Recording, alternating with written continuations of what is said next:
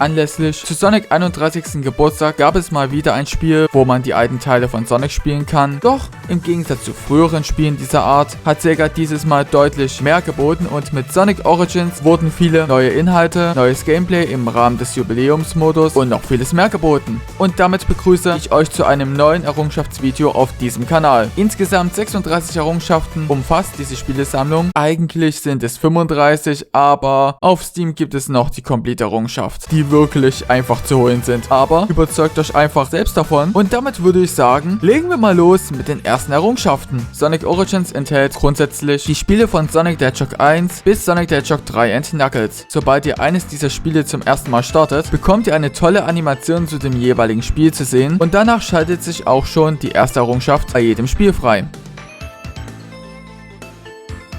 Wirklich einfach nur geschenkt. Wenn man aber die Statistiken von Steam oder von der Xbox sich anschaut, dann scheint selbst das für mehrere Spieler zu schwer gewesen zu sein. Ich kann mir das einfach nicht erklären. Und sobald ihr es schafft, diese Spiele einmal komplett abzuschließen, erhaltet ihr auch dann wieder für jedes Spiel jeweils eine Errungenschaft. Und ja, bei Sonic 3 kann das schon eine Weile dauern, da das Spiel auch sehr lange geht. Aber generell kann man sagen, dass die Story-Errungenschaften wirklich einfach zu holen sind. Und wenn man alle 4 abgeschlossen hat, wird einem zusätzlich noch eine weitere Errungenschaft hinterhergeschmissen. Die Spiele selbst haben auch noch ihre eigenen Errungenschaften, zu denen wir als nächstes kommen. Und diese würde ich nach deren Spielereihenfolge durchgehen. Die erste Errungenschaft von Sonic 1 schaltet man sich dadurch frei, dass man insgesamt 10 Motobugs besiegen muss, die es nur in der Greener Zone gibt. Bei dieser Art von Aufgabe, bei den anderen Spielen gibt es nämlich ähnliche Errungenschaften, werden die zerstörten Gegner erst dann gezählt, wenn man das Ziel des Levels erreicht hat. Und wenn man nicht genug davon gefunden hat, ja, dann muss man das Spiel komplett von vorne anfangen. Aber das Gute ist, dass diese Errungenschaften nur auf Gegner in der ersten Zone beschränkt sind. Das wäre ansonsten wirklich sehr frustrierend. Und die zweite Errungenschaft hängt mit der Labyrinth Zone zusammen, wo man nur einmal unter Wasser Luft holen muss. Das war's. Also wirklich sehr einfache Errungenschaften. Sonic City hat, wie ihr aus meinem damaligen Errungenschaftsvideo zu dem Spiel wisst, die Zeitreisemechanik, dass man in die Vergangenheit oder Zukunft reisen kann. Und allein einmal in der Zeit zu reisen, schaltet euch eine Errungenschaft frei. Zudem ist Sonic City bei den 4 Spielen eine kleine Ausnahme, denn ihr müsst dort keinen bestimmten Gegner 10-mal besiegen. Nein, die zweite Sonic City Errungenschaft erhaltet ihr, wenn ihr Metal Sonic in dem 3. Akt von Stardust Speedway besiegt habt, was ihr beim Story-Durchlauf ohnehin machen müsst, also auch teilweise geschenkt. In Sonic 2 muss man für eine Errungenschaft 10 Stinger aus Emerald Hill besiegen, was in einem Durchlauf durchaus machbar ist. Doch die zweite Aufgabe ist etwas, wie soll ich sagen, zufallsabhängig, denn für die Errungenschaft Glück im Spiel muss man den Checkpot in der Casino Night Zone erhalten, was viel Glück erfordert und auch sehr lange dauern kann. In Sonic 3 muss man für die erste Errungenschaft 10 Rhinobots in Angel Island besiegen und ich kann euch schon mal sagen, ihr dürft die Zone circa 3-mal spielen, denn so viele gibt es in der Zone nicht und das Spiel hat selbst jetzt noch das Problem, dass manche Rhinobots einfach nicht mitgezählt werden. Das konnte ich sowohl auf der Xbox als auch bei der Steam-Version beobachten. Es ist also kein plattformspezifisches Problem. Und für die zweite Errungenschaft muss man nur einmal den Donner, Wasser und Feuerschild haben, mehr nicht. Also man kann sagen, die Errungenschaften sind wirklich easy zu holen. Es gibt aber auch Errungenschaften, die nicht nur durch eine der 4 Spiele freigeschaltet werden können. Eine dieser Errungenschaften ist Super Sonic, welche man nur in Sonic 2 und Sonic 3 freischalten kann, indem man sich, wer hätte es gedacht, mindestens einmal in Super Sonic verwandelt. Die nächsten Errungenschaften haben auch wieder mit den Gegnern zu tun. Es gibt 2 Errungenschaften, wenn man 50 bzw. später 200 Feinde insgesamt besiegt hat, unabhängig davon, in welchem Spiel man wie viele platt gemacht hat. Und diese kann man sogar mit einer weiteren Errungenschaft verbinden, wo man insgesamt 30 Feinde mit dem Wirbelsprint ausscheiden muss. Und natürlich gibt es auch eine ähnliche Errungenschaft für die Ringe, da man für diese insgesamt 1000 Ringe sammeln muss. Und an sich ist diese auch einfach zu erfüllen, weil die 1000 Ringe kann man schnell zusammenbekommen. In Sonic Origins kann man auch als Tails und Knuckles, mit dem Origins Plus Update kam auch Amy dazu, aber für Amy gibt es keine zusätzlichen Errungenschaften spielen und für deren Errungenschaften muss man mit Tails mindestens einmal fliegen